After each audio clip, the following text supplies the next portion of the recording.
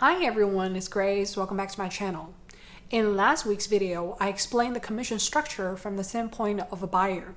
A buyer has two options, either buying with the help of a realtor or reach out to a for sale by owner, aka FSBO. I also provide a quantifiable equation for you to figure out what your best strategy is when buying a home. Click here to check out that video. In either case, the buyer is directly buying from a person, which resembles the consumer-to-consumer model, aka C2C model.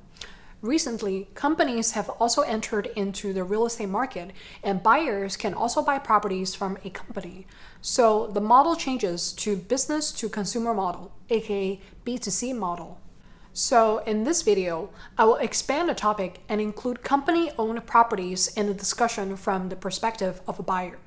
I will explain the differences between C2C and B2C model, its commission structure, and the best strategy for you. First, to fully understand what buying from a company means, let's take a look at the instant buyer, aka iBuyer. An iBuyer is a company that buys home from a consumer and resells it to consumer. You may be familiar with iBuyers such as Opendoor, Zillow, OfferPad, and Redfin now. They are the four biggest iBuyers in the national real estate market, which make up 1% of the buyer market in real estate, according to a market report by Redfin on February 25th, 2020. I will provide a link to the report in the description below. For the purpose of today's discussion, I will use Zillow as an example of iBuyer. Before we jump into B2C model, let's take a look at how iBuyers acquires home first. This is a comparison table between Zillow offer and traditional sales provided by Zillow, targeting at homeowners or sellers. I will provide a link to the table in the description below. In this table, Zillow provides cash offers and thus repair work, so seller doesn't have to do a lot of preparation before selling and doesn't have to wait that long before the right buyer shows up. It's important to understand that there are two ways that repairs can be done. One is that seller spends out of pocket and does the repair, or gives concessions so buyer does the repair. In the Zillow offer, the seller gives concession and Zillow does the repair and provides flexibility on a closing date. In traditional sale, the seller actually has both options. Then, let's look at the transaction costs. The selling costs refer to the traditional 6% total commission cost I mentioned in my previous video, which is determined by the market.